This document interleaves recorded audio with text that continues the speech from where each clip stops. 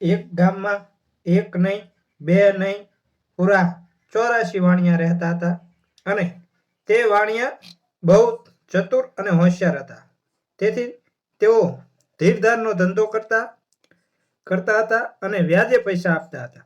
હવે ધંધામાં મંદી હોવાને કારણે તેમને વિદેશ એટલે કે શહેરમાં જવાનો વિચાર કર્યો. એટલે તેઓએ પૂરી 5 કલાકની મીટિંગ પછી બધી સલાહ સૂચન કરી અને નક્કી કર્યું કે આપણે વિદેશમાં કમાવા જઈશું. આ રીતે મીટિંગ પૂરી થઈ એટલે સવારમાં વહેલા 3 વાગ્યાનું મુહૂર્ત જોરાયું અને બધાએ પ્લાન પ્રમાણે મુંડન કરાવ્યું અને ગળામાં સ્ફટિકની માળાઓ પહેરી લીધી, ભગવા વસ્ત્ર ધારણ કરી લીધા, લાંબી લાંબી ચોટલી અને જોડી લઈ તેઓ રાતના 3 વાગ્યે ધંધા માટે ગામડેથી નીકળી ગયા અને તે બધાને ચાલીને જવાનું હતું.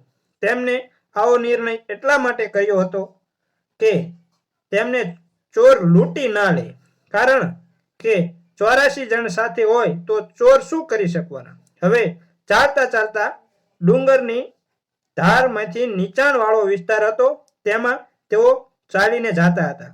હવે ત્યાં 4 ચોર હતા.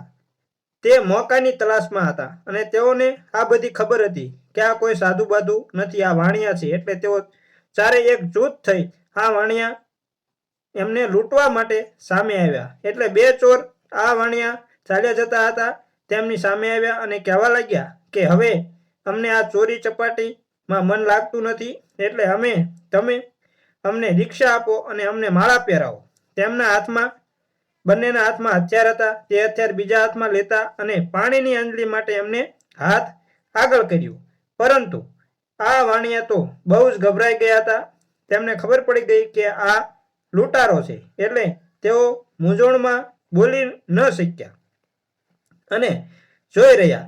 અને આ ચોરો કહેવા લાગ્યા કે તમારા ગળામાં છે તે માળા અમને પહેરાવો એટલે અમે ભક્ત બની જઈએ અને અમે ક્યારેય હવે લૂંટ કે ચોરી ચપાટી નહીં કરી. ત્યારે એક વાણિયાએ આ દોર સંભાળ્યો અને કહેવા લાગ્યા કે ભાઈ, આ માળા વગર તો અમારે એક ઘડીએ ન ચાલે.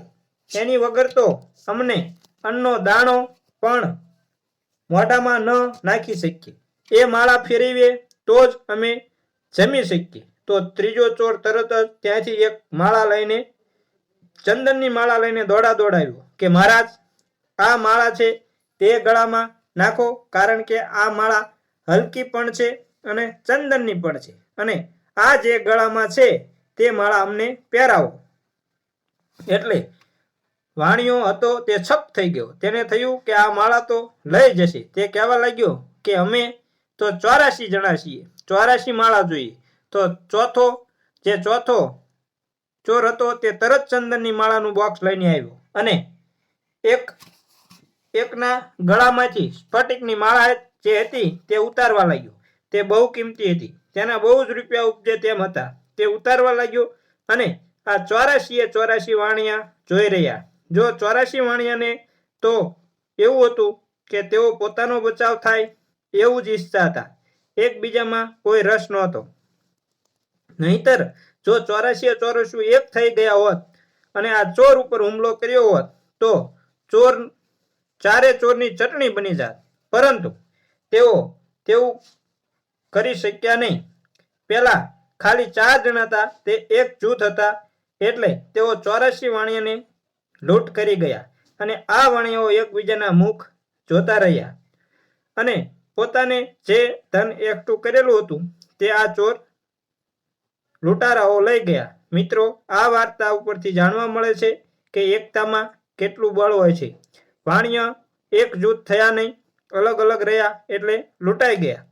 4 ચોર ખાલી એક જૂથ થઈ ગયા તો તેમને માલ લૂંટી લીધો. ચોર ચાલ્યા ગયા પછી વાણિયાઓ તો ખડખડાટ હસી પડ્યા અને એકબીજા સાથે તાળી લેવા લાગ્યા, કારણ કે સ્ફટિકની માળા ન હતી. એ તો એવા સ્ફટિક જેવા કોઈ પાણકાની માળા હતી. વાણિયાને તો ખબર જ હતી કે રસ્તામાં ચોર બોર મળે તો સ્ફટિકની માળા સમજી અને આને લઈ જાય. સ્ફટિકની માળા હતી તે તેમને પાઘડીના અંદર જે આંટા લીધેલા હોય તેની અંદર છુપાયેલી હતી. તો મિત્રો આ રીતે વણિક પુત્ર કોઈ દી છેતરાય નહીં.